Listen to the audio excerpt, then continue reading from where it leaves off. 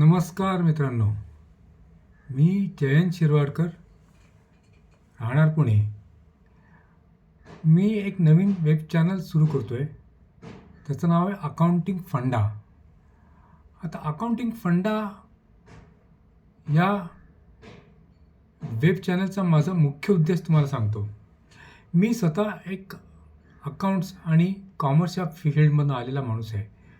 गेली 35-40 वर्षे मी वेगवेगळ्या प्रायव्हेट कंपन्यामध्ये नोकरी केलेली आहे आणि नोकरी करता करता मला अनेक अकाउंटचे बरेचसे बारकावे कळलेले आहेत. शेवटी अनुभव हा गाठीशी असणं फार महत्त्वाचं आहे. पण मला जेव्हा मी बघत असतो की माझ्या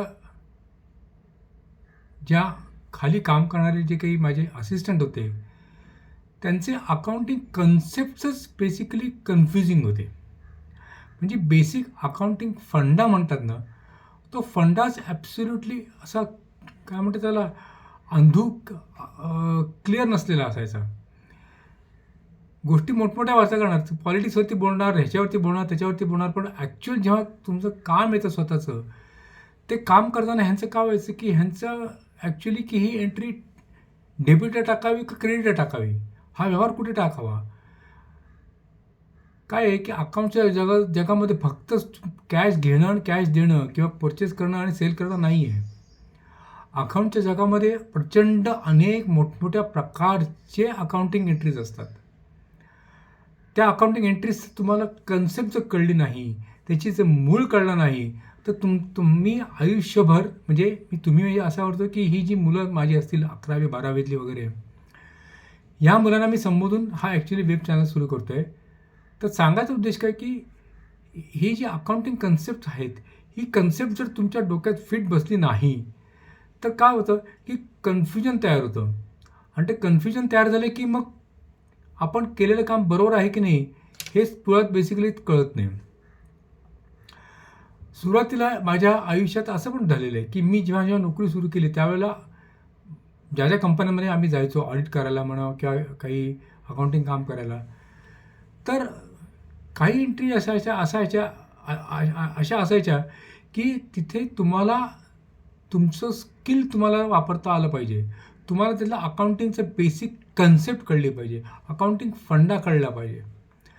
ते जर कळलं नाही तर काय होतं की मग चुकीच्या एंट्रीज पडतात, चुकीचे हिशोब तयार होतात आणि मग शेवटी काय काय वेळेला बॅलन्स टॅली होत नाही, बॅलन्स शीट टॅली होत नाही, ट्रायल बॅलन्स टॅली होत नाही, हे असले काहीतरी प्रकार ऐकायला मिळतात.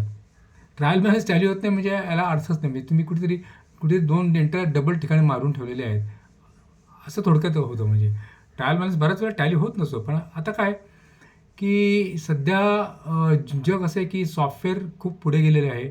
सॉफ्टवेअर इंडस्ट्रीने अकाउंट्स आणि अकाउंटन्सी करता अनेक वेगवेगळ्या प्रकारचे सॉफ्टवेअर्स उपलब्ध करून दिले मार्केटमध्ये. टॅली आहे, सॅप आहे, ओरॅकल आहे, अजून काय काय वेगवेगळ्या प्रकारचे ब्रँडेड अकाउंटिंगचे सॉफ्टवेअर्स आहेत. ऑफकोर्स ते नेहमी काळजी घेतात की डेबिटच्या वेळी डेबिट जेव्हा पडेल तेव्हा ते क्रेडिट आपोआप तुम्हाला तिकडे पडू शकतं.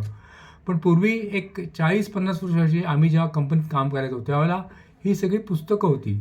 मोठी मोठी लेजर म्हणजे मोठमोठी पुस्तकं असायची, अगदी म्हणजे फुलस्केपच्या साईजचे मोठे पुस्तकं असायची आणि त्या पुस्तकामध्ये जाऊन आम्हाला एंट्री करावं लागायची त्याच्या. मग ते लाल पेनाने करा, हिरव्या पेनाने करा, निळ्या पेनाने करा, असे काय काय होते. म्हणजे मी इनफॅक्ट पाहिले की मी प्रायव्हेट लिमिटेड कंपनीमध्ये आम्ही नोकरी करताना सगळे अकाउंट्स हे फक्त त्या बुक्समध्ये लिहिले जायचे, हाताने लिहिले जायचे. आता जेव्हा तुम्ही हाताने जेव्हा लिहितात तेव्हा प्रत्येक एंट्रीचं डेबिट आणि प्रत्येक एंट्रीचं क्रेडिट हे मॅच व्हायलाच पाहिजे. पण प्रत्येक एंट्री डेबिट आणि प्रत्येक एंट्री क्रेडिट हे कुठल्या बेसिसवरती आहे, कुठल्या कन्सेप्टवरती आहे, हे समजणं फार अवघड आहे. डेबिट जरी तुम्ही असलं तरी तुम्ही क्रेडिट जेव्हा देता ते क्रेडिट कुठे जात आहे, म्हणजे पार्टीला जात आहे का त्या मालाला जाते का तिसऱ्या कुठल्या गोष्टी करता जाते, हे कन्फ्युजन मला तुमचं दूर करायचं आहे. अकाउंटिंग फंडाज दूर करायचे आहेत. त्याच्याकरता मी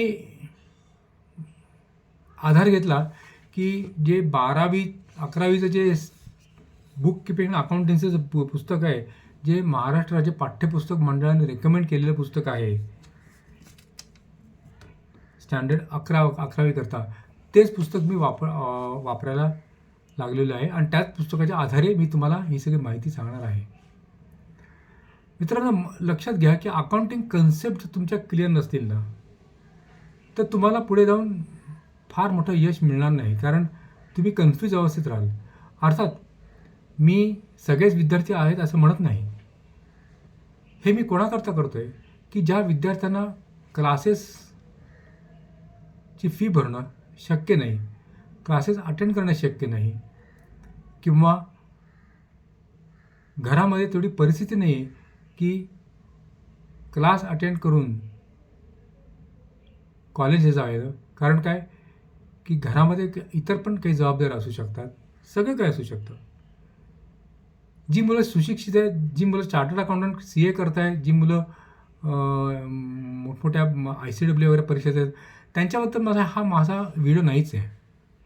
कारण ते त्यांचा अकाउंटिंगचा जो पाया जो आहे, अकाउंटिंगचा बेस जो आहे, तो पक्का झालेला आहे. आणि तो इतका पक्का झालेला आहे की त्यांना असल्या बेसिक कन्सेप्टमध्ये कधीच कन्फ्युजन नसतं.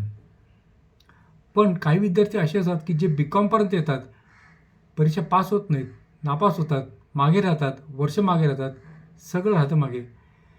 घरामध्ये टेन्शन तयार होतात आणि शेवटी मग कुमार्गाला लागू शकतात.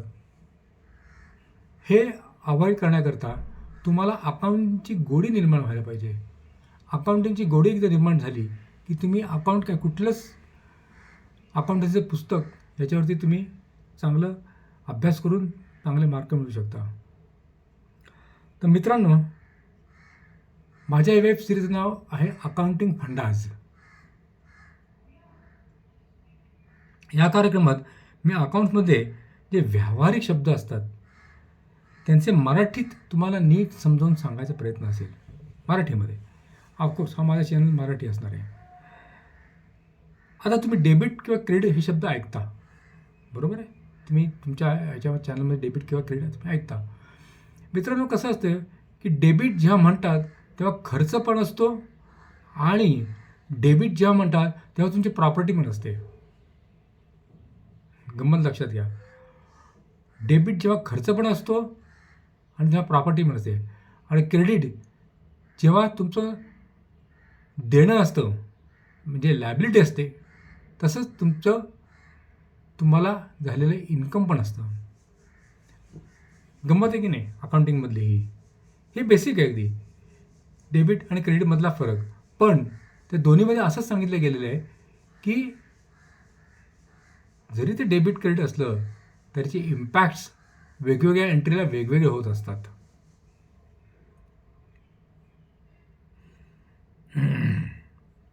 अकाउंट्समध्ये विविध त्याचे अर्थ दर्शवले जातात क्रेडिट आणि डेबिटचे. अकाउंटिंग कळण्यासाठी तुमचा पाया भक्कम व्हायला पाहिजे, हेच माझे उद्देश आहे. तर मित्रांनो, मी आता सुरुवात करतो पहिल्यापासून की तुमचं introduction to book keeping and accountancy या चॅप्टरपासून. पहिलाच चॅप्टर आहे तुमचं. आता बुक किपिंग आणि अकाउंटन्सी ह्याच्यामध्ये बेसिक फरक आहे. आता तुम्ही म्हणाल की बुक किपिंग म्हणजे पुस्तकं ठेवणं, बरोबर आहे, तेच आहे. बुक किपिंग म्हणजे पुस्तकं ठेवणं. पण ती पुस्तक कोणाची, कसली पुस्तकं? काय ती शेरलॉक होमची पुस्तकं आहेत का तुमचं मराठी नाटकाची पुस्तकं आहेत? नाही, ही रजिस्टर आहेत. या रजिस्टरमध्ये तुम्हाला जो काय व्यवहार होतो तो तुम्हाला तिथे लिहायचा आहे. आता कसं असतं की अकाउंटिंगमध्ये लिहायचं म्हणजे तुम्ही काही तिथे स्टोरी लिहू शकत नाही की गणपतने 100 रुपये घेतले आणि गणपतने गणेश या वाण्याला 100 रुपये दिले. हे काय तुम्ही असं लिहिणार? नॅरेशन म्हणून ठीक आहे, पण ते नॅरेशन होत नाही. अकाउंटिंगमध्ये त्याची एंट्री व्हायला पाहिजे. एंट्री म्हणजेच काय की त्याचं व्यावहारिक स्वरूप तिथे निर्माण व्हायला पाहिजे, व्यावहारिक स्वरूप. त्यात बुक किपिंगमध्ये म्हणजे काय असतं की बुक किपिंग हे तुम्हाला दिलेले एक काय म्हणतात त्याला, तुम्हाला दिलेला एक हे आहे उपलब्धता अशी आहे किंवा तुम्हाला दिलेली एक सपोर्टिंग सिस्टीम आहे की अकाउंटिंग जे एंट्रीज करतात ते एंट्री बुककीपिंगच्या माध्यमातून करायचे असतात, असं त्याचा उद्देश आहे. बुककीपिंगमध्ये म्हणजे काय की बुककीपिंगमध्ये म्हणजे काय की त्याच्यामध्ये सेल्स रजिस्टर आलं, परचेस रजिस्टर आलं, कॅशबुक आलं, जर्नल बुक आलं, नंतर तुमचं स्टॉक रजिस्टर आलं, अशा अनेक प्रकारचे बुककीपिंग असतात. आजकालच्या जगामध्ये बुककीपिंगचा अर्थ ॲक्च्युली वेगळ्या तऱ्हेने सांगता येण्यासारखा आहे. कारण काय की सॉफ्टवेअर्स निर्माण झाले आहेत. बऱ्याच कंपन्यामध्ये सॉफ्टवेअर ठेवले जातात. अगदी छोट्या कुठल्या किराणा मालाच्या दुकानामध्ये वगैरे समजा सॉफ्टवेअर नसतील, पण तरी तोही ठेवतो हल्ली टॅली हे सॉफ्टवेअर. तर बुककीपिंग तिथे झालेच असतं ऑलरेडी सॉफ्टवेअरच्या स्वरूपामध्ये. आता तुम्हाला तिकडे फक्त अकाउंटिंग करायचं आहे. तुम्हाला तिकडे जाऊन अकाउंटिंग एंट्री करायची आहेत. इतकंच तुम्हाला मी फरक सांगतो आत्तापर्यंत बुककीपिंग आणि अकाउंटिंगचा. कारण बुककीपिंग ही कन्सेप्ट आता जुनी झालेली आहे. आता लोक परचेस रजिस्टर, कॅशबुक हे सगळे आहे तुम्ही सॉफ्टवेअरच्या स्वरूपात ठेवतात. ठीक आहे. तर मित्रांनो, आता ह्या पुस्तकामध्ये त्यांनी जे दिलेलं आहे की मिनिंग आणि डेफिनेशन ऑफ बुककीपिंग त्यांनी दिलेलं आहे. तुम्ही वाचून घ्या. तुम्हाला आत्ता मी जे सांगितलं आहे त्याच्यावर तुम्हाला नक्की समजेल की बुककीपिंग म्हणजे काय. ऑब्जेक्टिव्ह काय बुककीपिंगचे, बुककीपिंगचे काय. ऑब्जेक्टिव्ह बुककीपिंगचे काय असणार आहे की त्यांनी म्हटलं आहे की the main objective of bookkeeping is to keep complete accurate record of all the financial transaction in a systematic, orderly and logical manner. म्हणजेच काय की सगळा तुमचा जो अकाउंटिंगचे एंट्री जे आहे ते एका व्यवस्थित लॉजिकल सिस्टमॅटिकली एका स्वरूपात ठेवायचे आहेत. मग ती ड्रॉवरमध्ये कशा स्वरूपात ठेवायची हे त्यांनी सांगितलेलं आहे. हे बुककीपिंग आहे.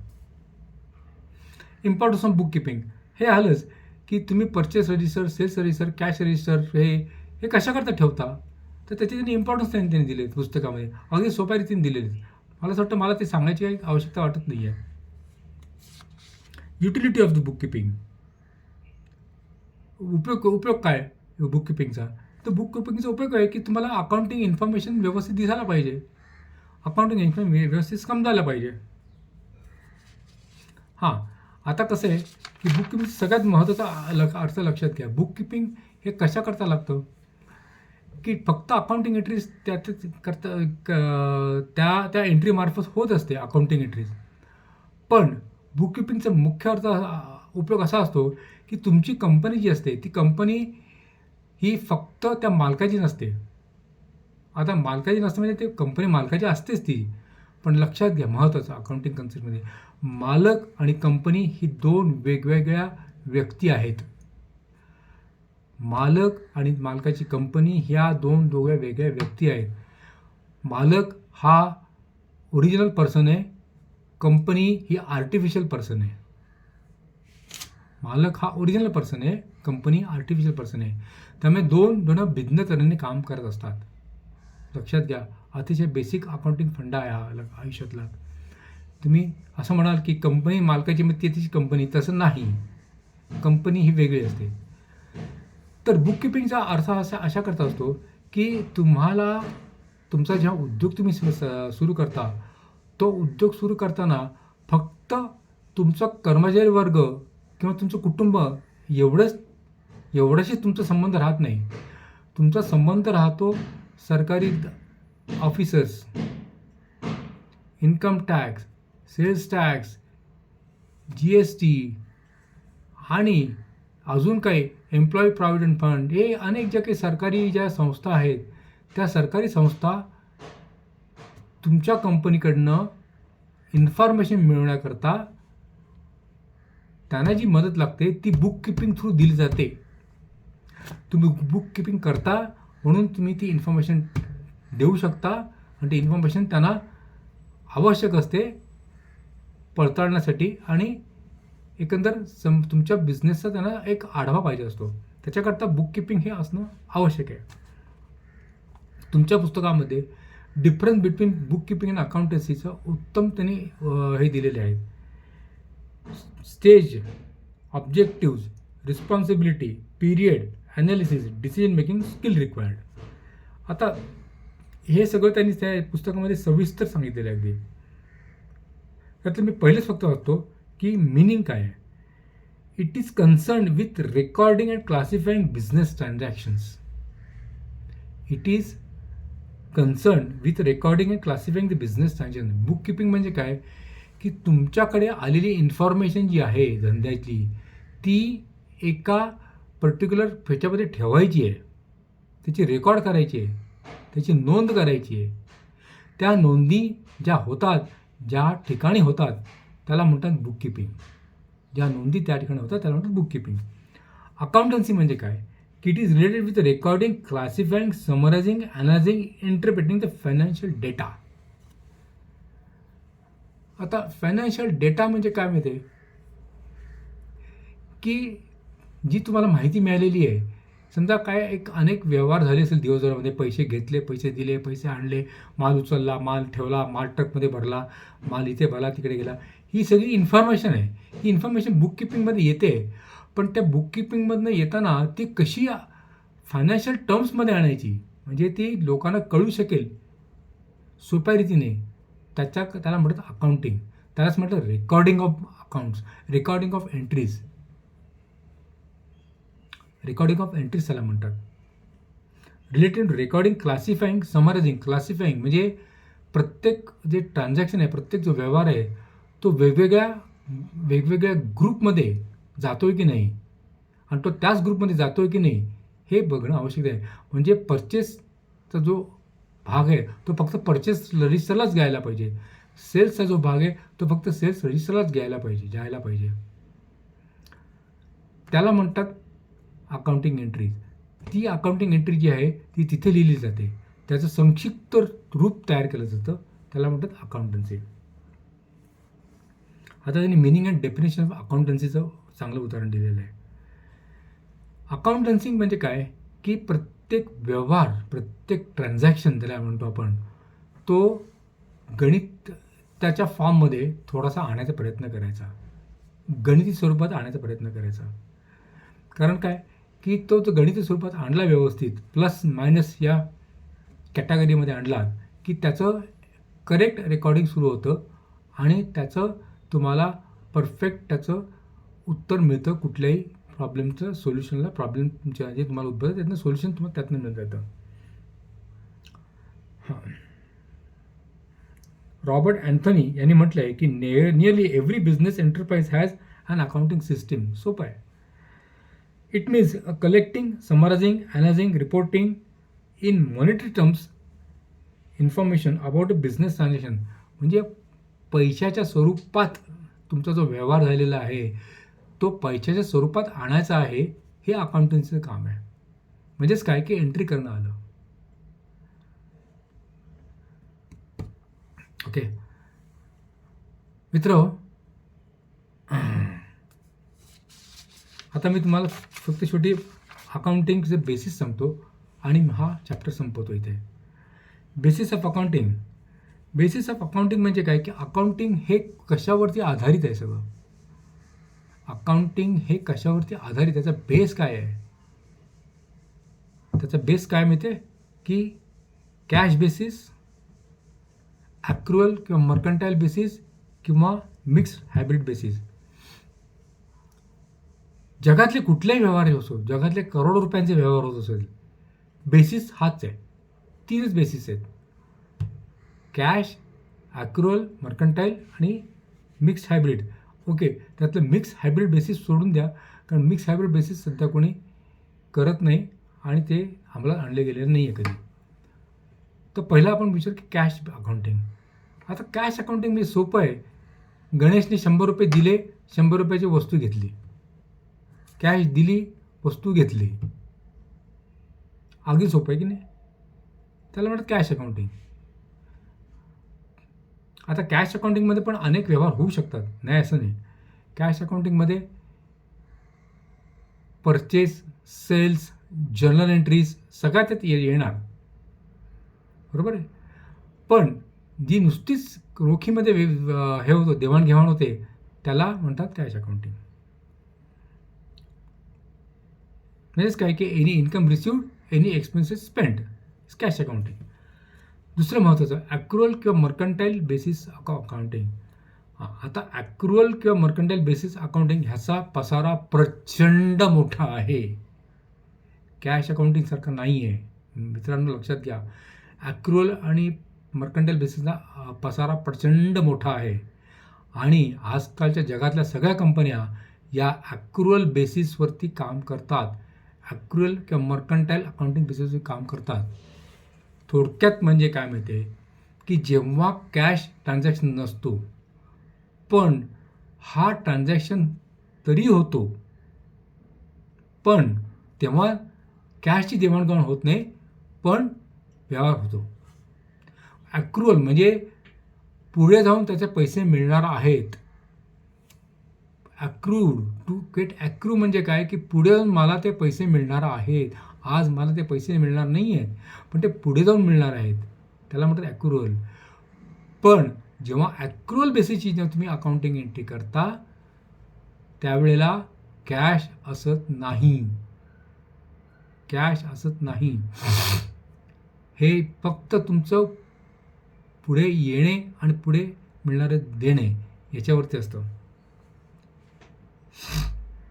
Any income earn or whether received or not, any expenses incurred whether paid or not is accrual. Accrual म्हणजे पुढे भविष्यात होणारा जो ट्रान्झॅक्शन आहे, जो जरी कॅशमध्ये नसला पण त्याची एंट्री मात्र बुक्स कीपिंगमध्ये होते, बुक्स ऑफ अकाउंट्समध्ये होते. नमस्कार मित्रांनो, आता आपण एवढंच थांबतो. पुढचा चॅप्टर घेऊया, त्यावेळेला आपण नक्कीच भेटू, एका वेगळ्या विषयावरती गप्पा मारू. थँक्यू.